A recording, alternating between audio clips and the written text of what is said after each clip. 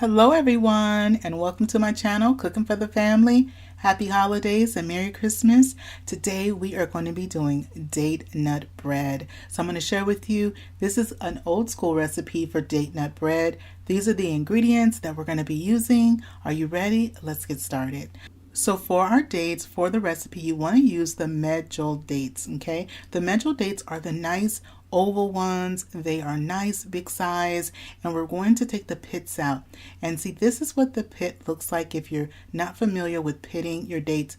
Now, unless you buy dates that are already pitted, you're going to need to take the pits out of your dates before you chop them. And so it's pretty simple. I just use my paring knife and the dates just kind of open up. Just make a little slit, they open up, and then you just pull out that pit or that seed. Now you see right there at the tip, some of them will have a hard piece on the tip, and you can just go ahead and that just comes right off. Now, if you've never worked with dates before, they're naturally sweet and they're going to be a little bit sticky. So I have my measuring cup here, and with the measuring cup, I've already started putting some dates in there and chopping them up. We're going to need 1.5 cups of chopped dates. Now, if you open your date and it's really dark, it's like black in the inside, I had a couple that were like that. I just throw those away. Those are not dates that I use, and so when you open them up, they're going to be golden with a little bit of white on the inside. But if you happen to open one up and it's dark or it's black, and it's kind of just looking kind of funky, just throw those out. And so that's what you want to do. You want to have nice, good, healthy dates for your date nut bread. Now, once I have my 1.5 cups, then while I was doing that, I was boiling some water. So we have 1.5 cups of chopped dates, and then I have 1.5 cups of boiling water. And we're going to take the water that we boiled and pour them right on top of our dates, and we're going to let them sit there until the water cools down. That's going to take about maybe 15 minutes or so, but just go ahead. We're going to let the dates soak, and we're going to just let the water cool off. For our dry ingredients, we're going to sift them. So far in my sifter, I have 2 cups of unbleached all-purpose flour. Then to that, I added another 1/4 cup. We're also going to add some salt, and I'm putting in 1/4 teaspoon of salt. And we're also going to put in some baking soda, and I'm going to be putting in 1 teaspoon of baking soda. So again, for our dry ingredients, I have the 2 1/4 cups of all-purpose unbleached flour, the 1/2 teaspoon of salt, and then the 1 teaspoon of baking soda. Now, this is a part of my 12 days of cookies and holiday treats. And so for 12 days leading up to Christmas, I share a cookie recipe, a baked good, or a holiday treat that you can have for yourself, your friends, your family. So be sure to check out those other vlogs and get in on the holiday festivities. Now, once I've gone on and I've sifted the flour, the baking soda, and the salt, then we're going to go ahead and start building our ingredients in our mixing bowl. Now, I'm going to be using my stand mixer, but you can definitely make this date nut bread by just having a bowl and just going out and mixing it by hand. So I went in and I put in 2 tablespoons of shortening, and you want your vegetable shortening to be nice and soft. And then I put in also 1/2 cup of packed light brown sugar.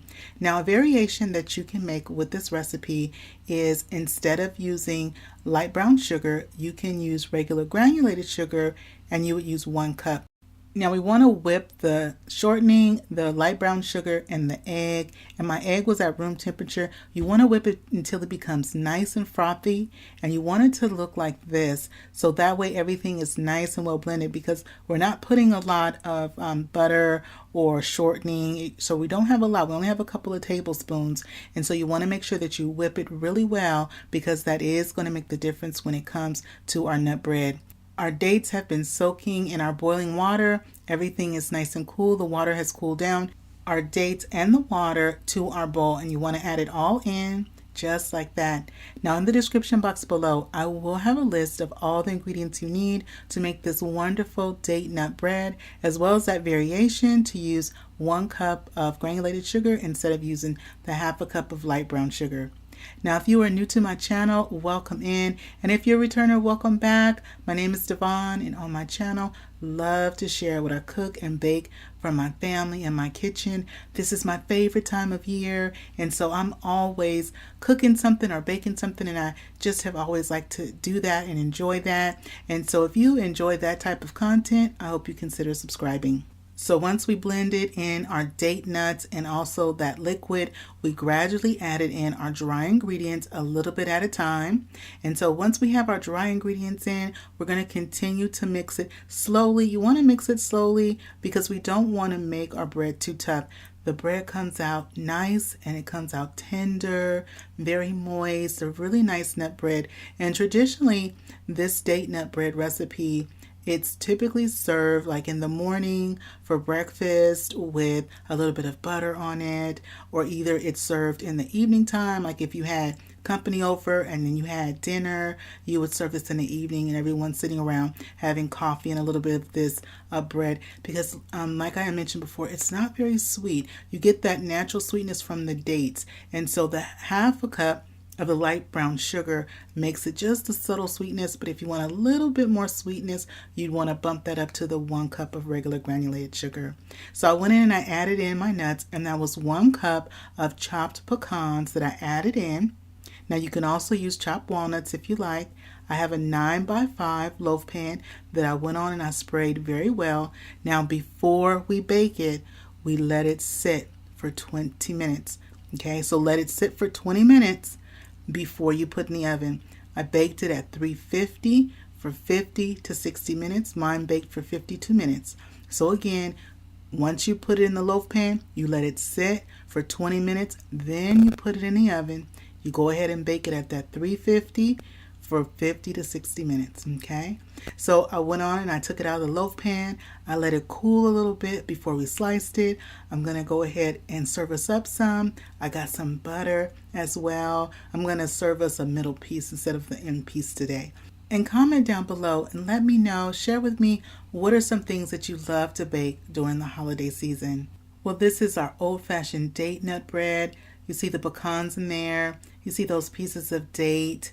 And how you know that your bread is ready is that you want to put a little tester in the center like a toothpick and go ahead and test it in the center. It comes out clean. Your bread's ready. Did you take your bite? Now I'm going to take my bite and see how we did. Wow. It's so moist and it's so good. And that subtle sweetness that I really like, this makes it perfect to have in the morning with breakfast and with coffee. Well, that is it for me today. I hope you give this recipe a try. And don't forget to check out the rest of my 12 days of cookies and holiday treats. And remember, it's always good when Devon is cooking for the family. Merry Christmas, and I'll see you on the next one.